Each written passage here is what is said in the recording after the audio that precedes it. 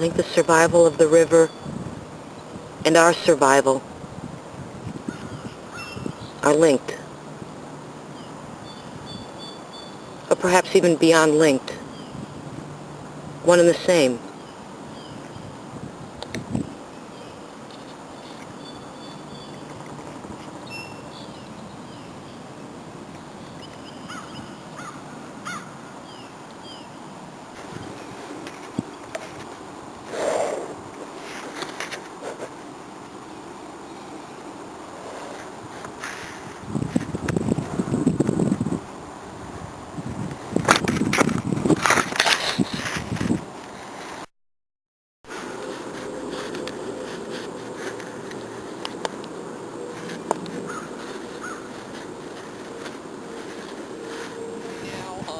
We're awaiting a decision by the Environmental Protection Agency of whether General Electric will have to do more cleanup in the Housatonic River. Up to now, they've been forced to clean up the first 2 miles of the river, which is basically from the center of Pittsfield, the GE plant, down to Fred Garner Park, Right. where the confluence of the east and west branches come together. Right. So right there, the river is still contaminated all the way down to Woods Pond and Lenox, and then has pockets of contamination below Woods Pond at the dam sites. So right now we're involved in a study called the Corrective Measures Study, and GE has delineated what they think needs to be done to the river. And EPA has countered them, saying that they want to see a much more thorough report than General Electric has written.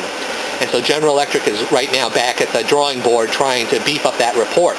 When that report finally comes out, the EPA will make a decision. They could actually reject the entire report and say, we're going to go ahead and do the cleanup and order the cleanup. General Electric has the right to go to court to try to stop the EPA from forcing them to clean up, and there probably will be a big court battle, but we are on the cusp of one of the largest decisions for PCB cleanup in a river system in the United States, which is this section 8 to 10 miles of river from Pittsfield to Woods Pond. So what can students, high school students in the county do to do their part? Well, one thing is they can become educated on the issue. They can write comments to the US EPA during public comment periods. They can write letters to the editor to keep it as a local issue so that we can have public discussion about the issue. They might even want to participate in a rally or have their own rally and have signs or whatever and say, we want our river clean. There's many ways that they can participate, and plus we hold public meetings about the PCB issue. As I said before, we're holding one this coming Wednesday on PCBs and public health, and they may want to attend some of those meetings and not only learn from the experts that present at those meetings, but network with the people that are at the meetings, because those people are generally the people who want to clean up in the river. What is important about the river? Why is it important for us to take care of our rivers? What do they mean to us as a community? Water is almost the most important thing on the earth. Everything revolves around water. So if we have contaminated water, we have a contaminated earth. And if we don't clean up these messes we've made through the years, it's just going to get worse and worse and worse.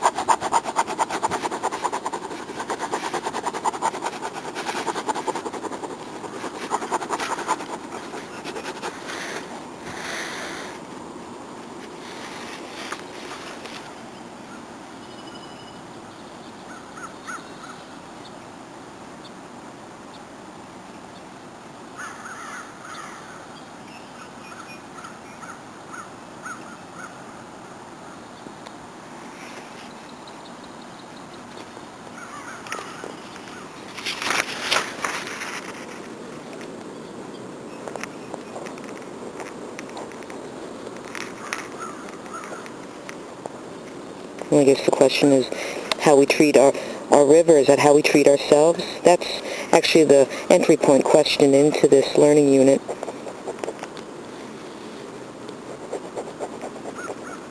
When we ignore them, are we ignoring ourselves? When we throw garbage in them, are we throwing garbage in ourselves?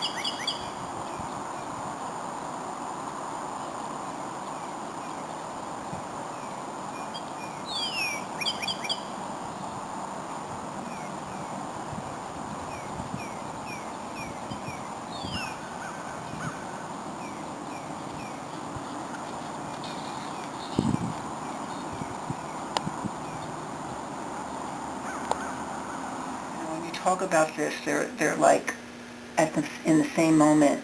You have to think about Du Bois as a young child swimming in the Housatonic River, and that's why that every autobiography that he wrote, 3 or 4, and then there were sort of autobiographical essays. He always began the same way. I was born by a golden river in the shadow of 2 great hills, and what he meant by that was, of course, the spiritual connection that he always felt to the river, but at the same time, he was also talking about the yellow effluent from the mills upstream. And so I like to kind of imagine that, as a young boy swimming in this river, this environmental ethic is being formed that is, in my mind, very much connected to civil rights and civil liberties.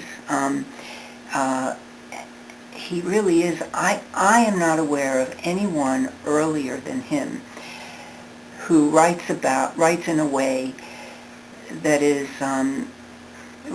really about environmental justice. He's really the first one, although it wasn't even called that at the time. But when he's calling it, he makes this call of reclaiming the river.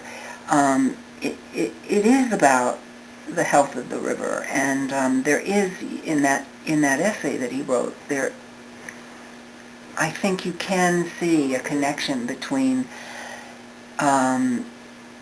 ecological diversity and cultural diversity.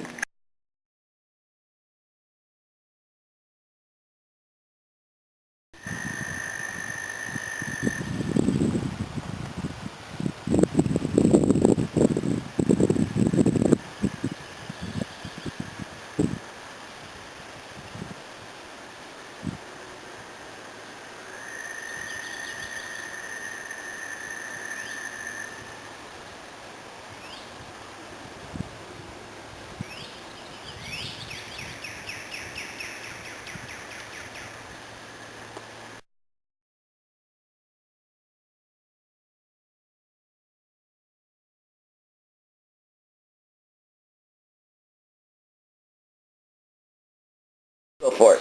All right, so Bartholomew's Cobble, if I was going to do a river walk, this oxbow up here, which we can't get to, but you can see it on the map, I've seen it on a topographical map from the 40s coming down through this way. Yep. And you can see how it's changed, really different. And the same thing's happening here at the Cobble.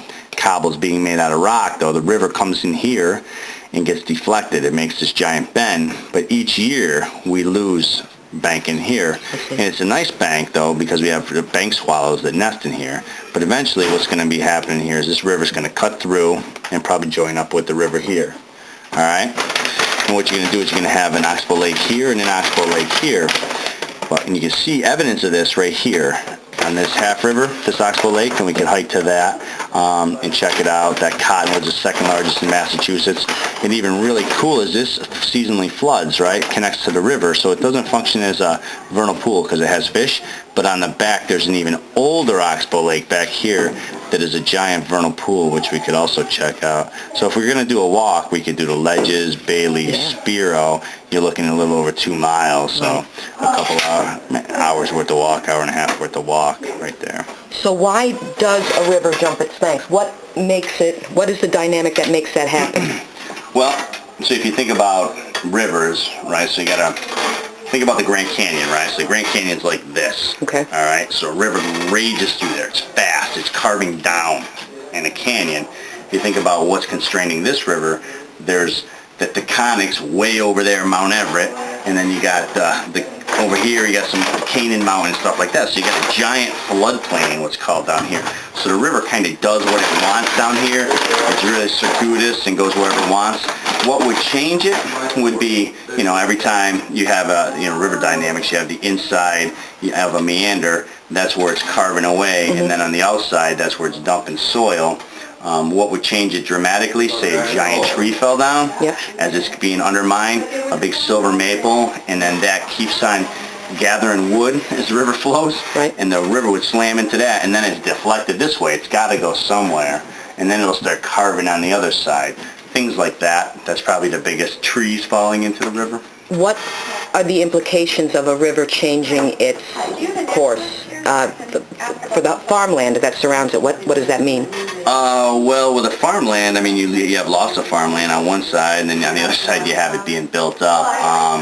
True. Having that soil being directly dumped into the river is not good for nutrient loading. The farmers. Like I said, implications on here, Corbin's Neck, you have nesting birds, an uncommon species in Massachusetts. Oh, the bank swallow? Yeah, the bank swallow nesting within its banks like that. Probably the only real concern with the river change course is economic for people. Interesting. I mean, I wouldn't think, wildlife is incredibly adaptive, thankfully, because we've done a lot of crazy things to the planet, and it survives in spite of what we've done. So this whole